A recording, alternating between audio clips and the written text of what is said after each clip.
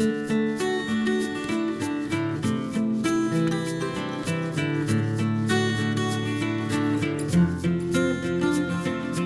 would like to officially welcome you to our first video. Equity to me is ensuring that all students have the opportunities and resources to thrive.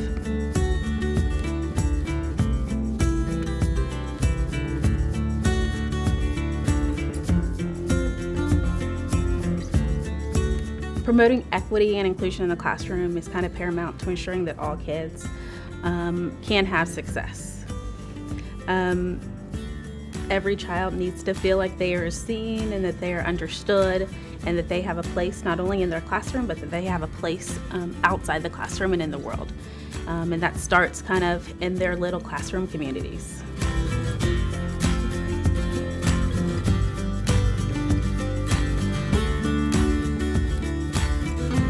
First and foremost, understanding the individual needs and challenges that every single person has, and finding a way to leveling the playing field so that way we all are able to have the same educational experiences and opportunities in our classrooms and schools.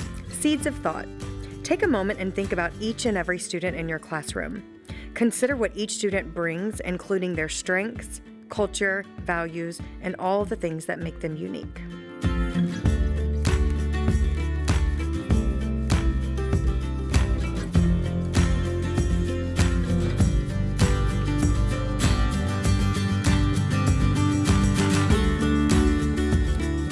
What we forget about is behind every number is every child has their own story, and it's what they bring into the classroom that makes them unique, but all those uniquenesses joined together, that's what makes a classroom successful, and that's where we need to lean into.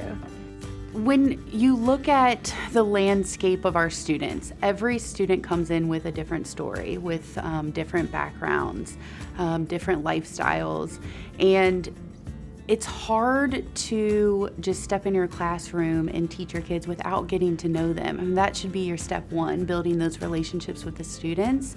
Who's at the table? Meaning, who is in your classroom?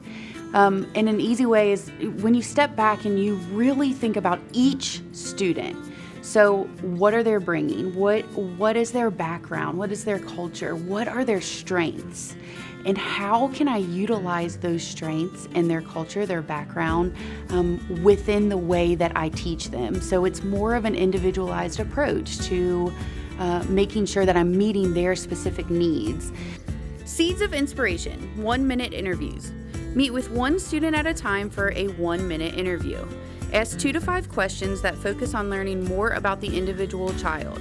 This may include their family culture, their unique qualities and interests, and personal adversities. What makes this a manageable strategy is that each teacher interviews their students in a time frame that works best for them.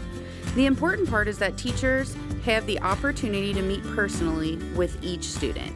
So once you've established that and you've created this culture of care in your classroom, your students are going to thrive, right? They're going to understand how much you truly care about them, not just as a student in your classroom, but as a human. So I may choose 2 students a week, 3 students, 1 student a day, and just meet with them one-on-one for 1 minute and have a personal conversation with them. It's not what they're doing or what they're not doing in my classroom. It's more, who are you as a person?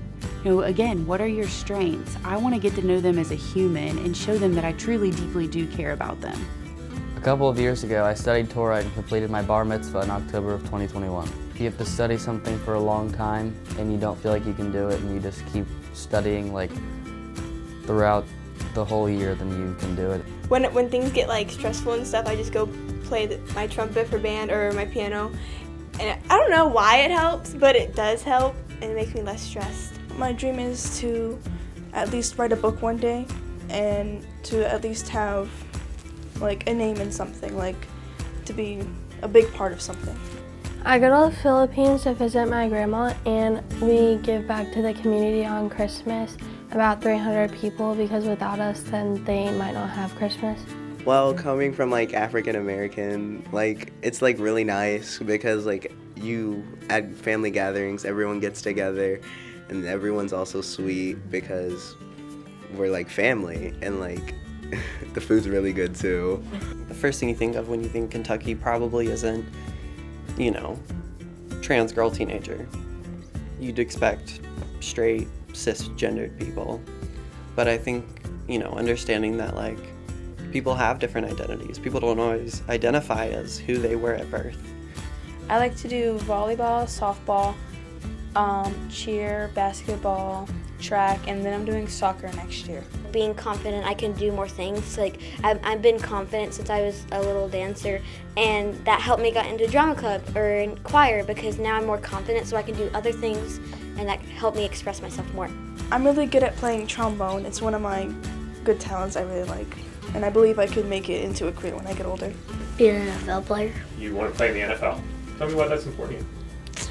Because I want to be wealthy, and I want to do something that I like to do and not what's boring to me. We're hoping to do very simple strategies that the teachers will be able to use within their classrooms to promote equity, to promote the sense of belonging, that everyone is welcome and everyone has a place. Our teachers have so many things on their plate, and sometimes adding new initiatives just feels like one more thing. And teachers and educators believe that it's important for kids, but how do you manage all of it? So when we were thinking about this work that we wanted to do in the next couple of months, we're like, how can we help teachers understand the importance of equity and inclusion in the classroom, but also make it manageable